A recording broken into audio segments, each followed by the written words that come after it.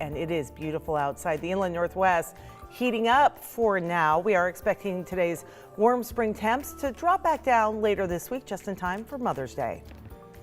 Hi everyone, and welcome to KREM 2 News at noon. It is good to see you on this Thursday. I'm Laura Papetti.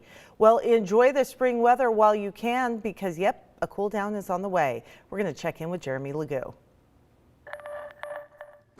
Today is shaping up to be the warmest day we've seen so far in 2021 for much of the inland Northwest. Later on this afternoon, temps are going to climb into the 80s thanks to all of the sunshine you see here. It is shaping up to be downright gorgeous, but notice out to the west, there is a change in the works, and that change comes thanks to a cold front sitting off the coast and a storm that's going to sweep through along our changing weather pattern. So as we move through the day, expect more cloud cover later this afternoon and this evening. And then as the front comes in, expect some wind to kick up across central Washington, eventually work its way toward us. Some isolated showers and thunderstorms overnight tonight into early tomorrow morning. Some of that lingers. We have the possibility of seeing a little activity later in the day on Friday.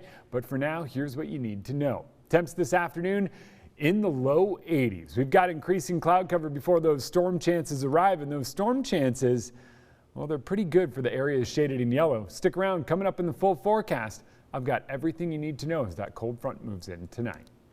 Jeremy, appreciate it. Checking in a few moments. May is Mental Health Awareness Month, and we do want to highlight an issue that is impacting dramatically our youth right now here in the Spokane area. Child mental health visits at Sacred Heart have risen now by 73% over the past year. Governor Jay Inslee released an emergency proclamation back in March regarding the mental health crisis among Washington children.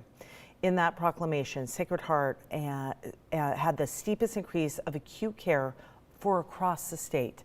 The governor said Sacred Heart has reported a substantial increase at nearly every data point. Governor Inslee cited online learning as the biggest contribution to children's overall mental health. Nicole Hernandez sat down with a teenager who struggled with mental health during this past year especially. She's joining us now to tell us what they talked about. Yeah, so talking with Trevor Lisane, he was actually really open about how much he's been struggling over this past year during the pandemic, and he's definitely not alone. That's because of this number right here. So Sacred Heart has seen a 73% increase in the amount of children and adolescents that are going into their psychiatric unit. And then on the flip side, they're also seeing a 68% increase in the amount of children being admitted to their general pediatric floor as well. So experts are saying right now in our area that this is mainly due to the pandemic, and Trevor agreed. I really like to bike and use my trampoline and hang out with my friends, which Trevor Lisane couldn't do much of when COVID hit. There's a lot of tears in that time. This past year sparked waves of depression in Trevor. When we went into that shutdown, I felt isolated. Felt like no one cared about me. I felt like I was unloved and unwanted. It kind of hurt for a while. And Trevor wasn't alone. Doctors across our region saw huge increases in child mental health cases. Sometimes I found my way around things. Other times I couldn't. And when he couldn't, Trevor left his hometown of Wenatchee to visit Inland Northwest Behavioral Health. That's where Dr. Alicia Sullivan works. I knew going into it at Inland Northwest that we were going to be very busy, but I don't know that I quite anticipated we were going to be as busy as we are. She typically sees 2 new kids every single day, on top of the patients that are already getting care. How different is the pandemic hitting kids versus the adults in their life? Specifically, I'm finding with our adolescents, they lost their social support, their kind of things that they do to make themselves feel better, and also they lost their routine. All huge factors that affect mental health, which is why finding the small things to do and routines has been a huge help for Trevor. Being able to bike and take walks were kind of the ways that I could get around it. But it takes time to recover from a year like 2020. Yes, and we still have a lot of work to do for sure, but one thing that experts say parents can do to help their child's mental health is to just create routine. That routine will really help keep children in line when it comes to their mental health. In Spokane, I'm Nicole Hernandez.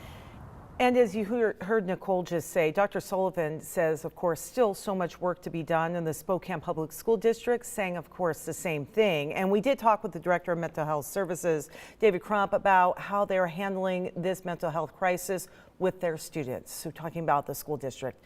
It is the only in the state that is actually a licensed mental health center with therapists in most of the schools. That has certainly helped a lot with students over the past year, and with kids back in school, they're able to get even more help, but certainly the work is definitely not done yet. And once we get out of it, we're going to still have to unpack what was done. These little kids' brains and these adolescents have been continuing to develop over the last year. So neurologically and cognitively, they're going and developing. And we haven't been so much in school. So once we get out of the pandemic, we're going to be dealing with the effects of the pandemic. Okay, so taking a look at what we're being told by the experts to look for and what parents can keep an eye out for in their children, and of course, fellow students. Look for any increased irritability and agitation, anger outbursts, isolation from family or friends, even more so than just pandemic related, and even those stomach aches and extremely low or high energy can be things to look out for. And if you do notice, say, these in yourself or in your child or those children around you, here are some resources in the community. Counselors through insurance or school staff, Washington State Behavioral Health Toolkit, and community crisis lines. Again, out there to help parents and kids get through this. Certainly not something that will be fixed overnight as we adjust back to whatever our new normal is. The experts we talk to say having a routine is really the #1 thing parents can do to help their kids out right now. All right, it is 12:07 right now. A new sports stadium will be built in downtown Spokane. Last night, the Spokane Public Schools Board voted the location 4-1. Members of the board say the benefits of the proposal were simply overwhelming. We constantly, as a board, look for win-wins out of every decision that we make. And we believe that this is that, but ultimately our students are the biggest winners here. And I believe that that's what pushed us through.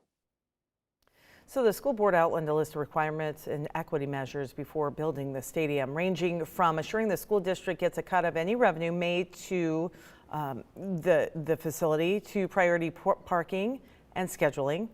More detailed contracts will be written up, and then work on a downtown stadium will begin. Construction could start as soon as next February, and we'll certainly keep you updated on that.